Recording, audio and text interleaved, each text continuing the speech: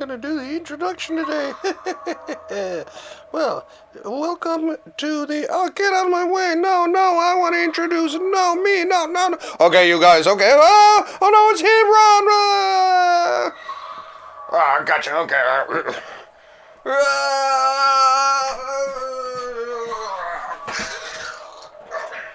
Now, here, sit down and shut up. Whew. It gets harder and harder to get past those ugly dolls, doesn't it? Whew. Whoa. Okay. Once again. Excuse me. From the deep down depths of a hidden location, somewhere in the dark recesses of downtown historic St. John's, Newfoundland, comes in the Library of Graphic Literature with your host, me, Wallace Ryan. How's it going, folks? Great day. A little bit of tea in the mug that my friend Trish sent me, actually, hang on a sec, through the mail. Just had my little notes there too. It's minus 2 degrees out there Celsius, which is 28 degrees for you folks down in the States.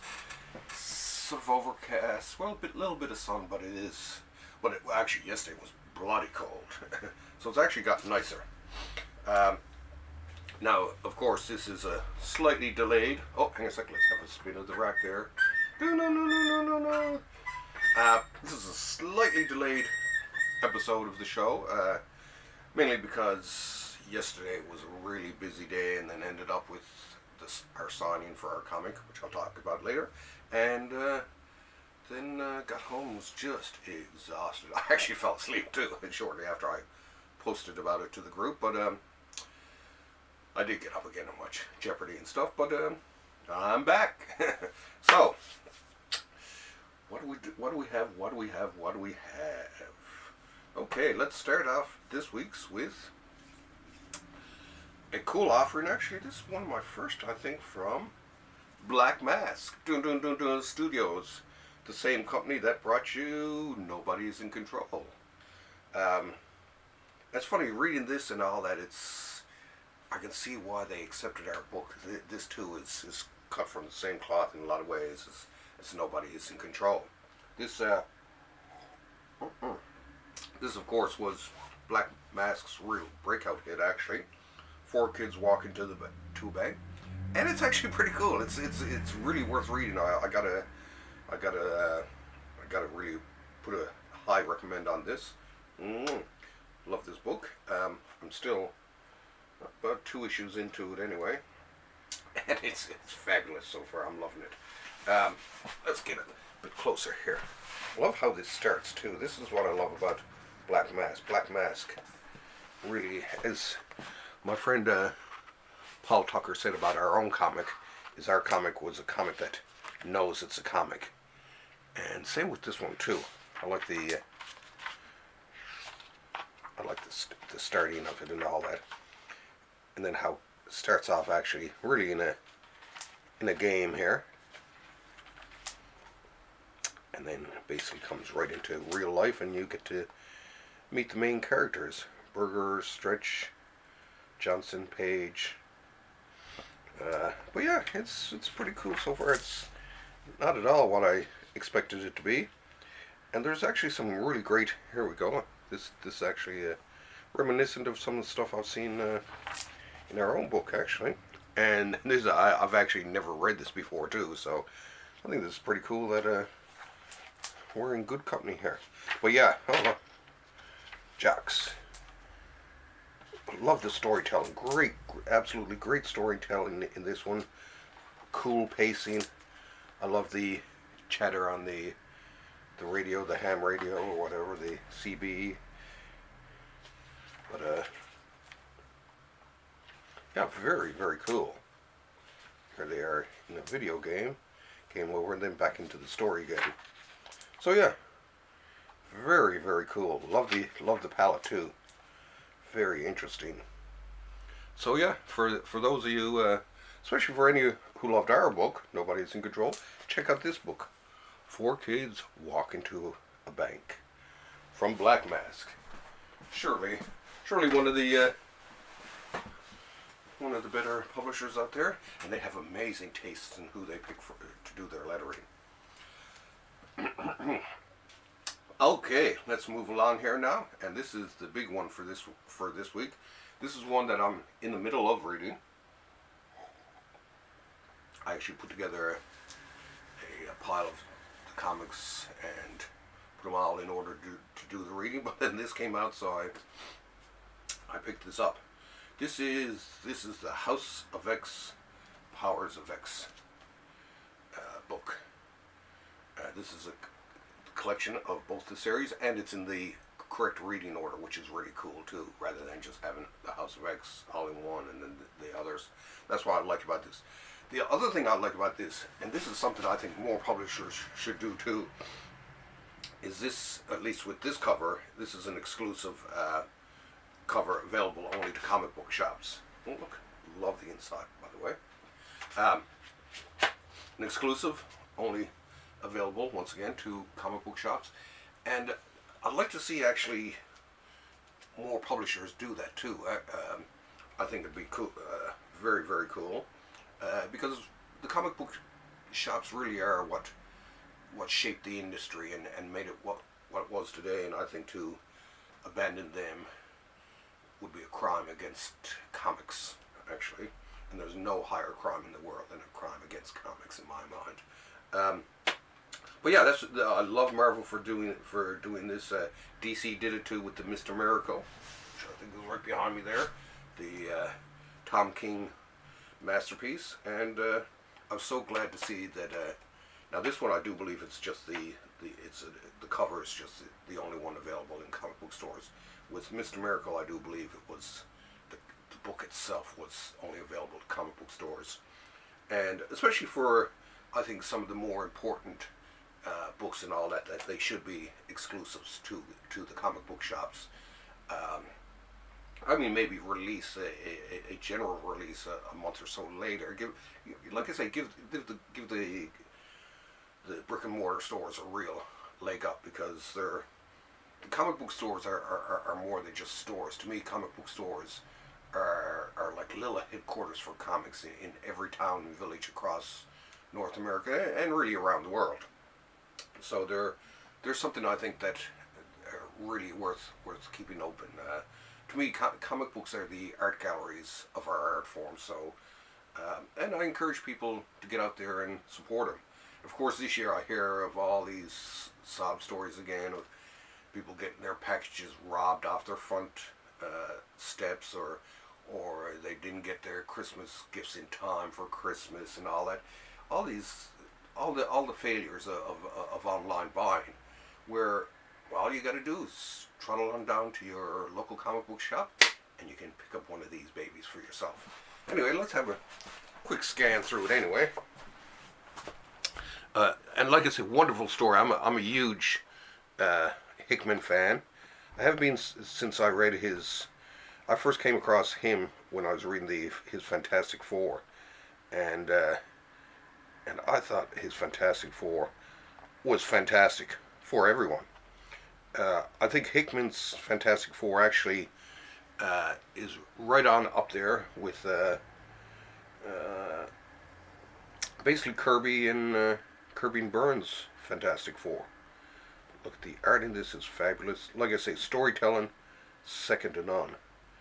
But I'm loving it, and I don't want to flip through it too much because I'm bound to see something that's going to give it away to me. And here's that beautiful cover, available only through comic book shops. What I like about this, check out the really cool, hey? Powers of X, House of X on that side there. Oh. Back on without wrecking it. The very cover I'm talking about. I don't want to wreck it while I'm trying to put it back onto the stack here. Anyway, a beauty. Actually, let's hop this one. And speaking of the Fantastic Four and John Byrne's run on it, we have a Marvel Masterworks And darn, where's my razor blade? Where's my razor blade? Where's my razor blade? Where's my razor blade? Here's my razor blade, or my blade, my slicer dicer. So anyway, back to this. This is volume signals the start of Byrne's big run on Fantastic Four. He'd actually done the pencils in a short run, working on earlier on the Fantastic Four when he was doing the pencils, and it was being inked by Joe Sinnott. And Joe's great for. Actually, wasn't it still wasn't too bad. I like Joe more on people like Kirby or that, but so this one he took over as the writer and artist. Let's see, finishers. There were a couple of different finishers. It was all in one thing, but for the most part, yeah, he did a lot of the inking himself.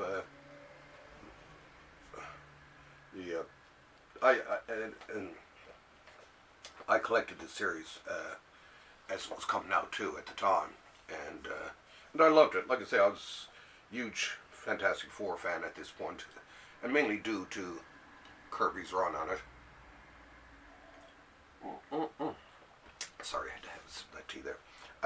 And this, like I say, this next to Kirby's run, one of the best, and Hickman's I'd say either tied or just slightly behind, but it was a Fantastic Four. It really harkened back to the glory days of the '60s and all that. It just absolutely amazing. I love the covers and just the adventures that went on.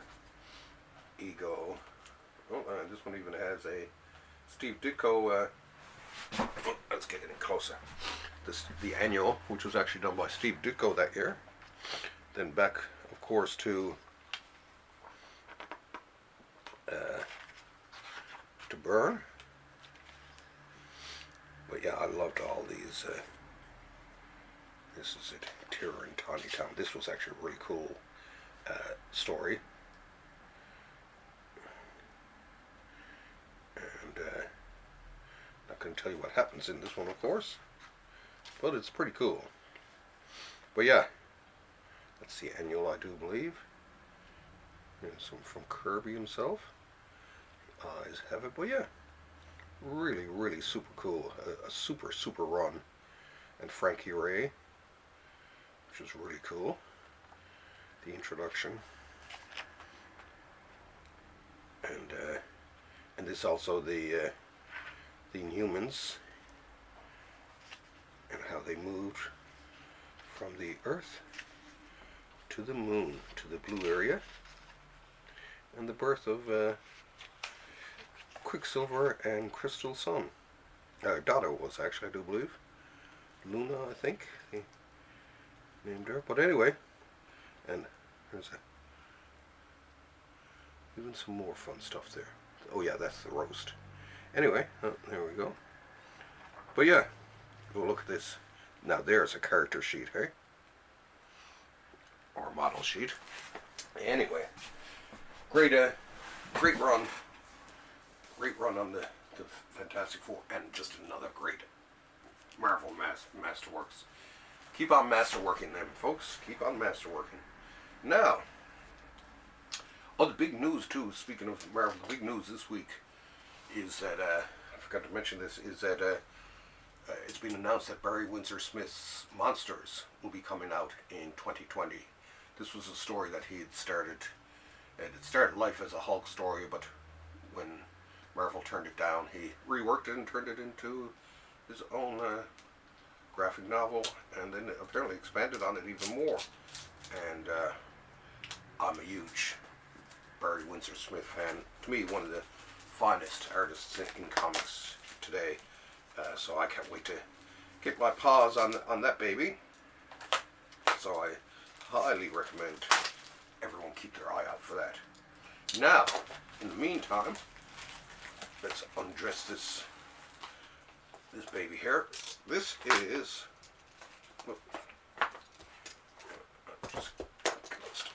This is from EC Comics. This is an interesting one. Mainly because it's one of the last things you'd expect from EC Comics. This is Modern Love. Dun, dun, dun, dun, dun, dun, the complete Modern Love. As it says, this contains stories of forbidden love, betrayed lovers, and strange romances. So, yeah, it kind of has the EC touch to it, of course, being a bit strange. But of course, the art, that's, to me, I love the art in these too. Everyone from Cayman to, I think that's Jack Cayman, to, oh, is it Severn? John Severn? It's hard to say. But anyway, it looks like Johnny Craig there. But yeah, let's, to me, I can't wait to give a read of this, because it's going to be an interesting, oh, there's Johnny Craig for sure. It's going to be an interesting walk down Romance Comics Road with this one, because I'm sure they're not like real love stories. I had 2 husbands. Oh, flames in my heart. But yeah, of course, when I seen that, had to get it. Oh, and there's some more coming out soon. Can't wait for the psychoanalysis and the impact one. Really looking forward to that one. But yeah, another classic. Let's check out. I'll give a quick read of the Graham Ingalls. I guess Ingalls did a fair amount of them actually. Ingalls, Johnny Craig, Feldstein. Oh yeah, that was it. Feldstein. That's who I was not recognizing. Lou Morales, Feldstein, John Sink, Feldstein, Harry Harrison, Feldstein, Ingalls. Yeah, not some of their big names apparently on this book. Well, outside of Feldstein himself and Ingalls. Oh, Jack Cayman and Cayman. And there's a Wally Wood mixed in there. So yeah, not a bad little offering for you EC comic fans. And last but not least comes Batman, the 1989 movie adaptation. This one I bought on the recommendation of my good buddy Dennis.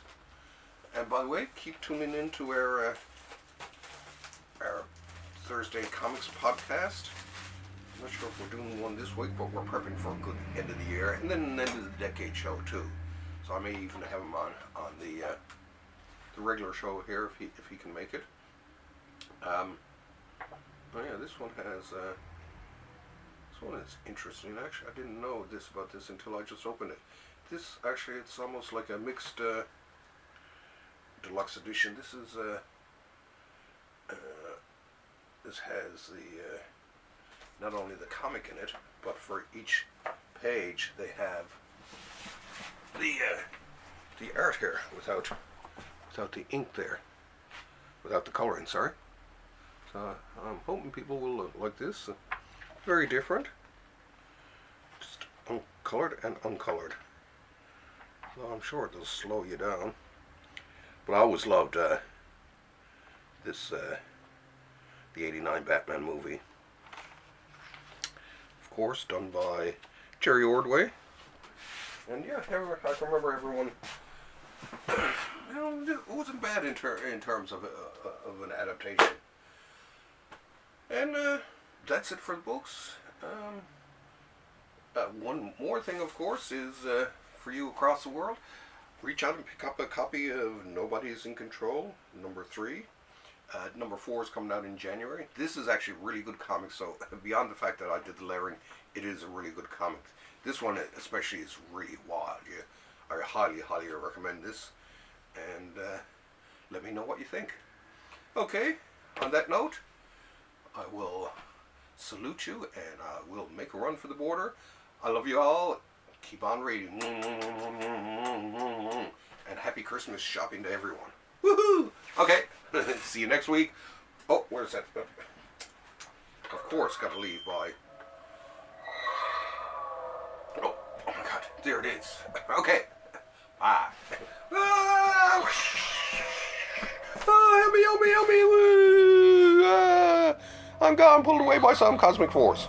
And then I turn off the camera.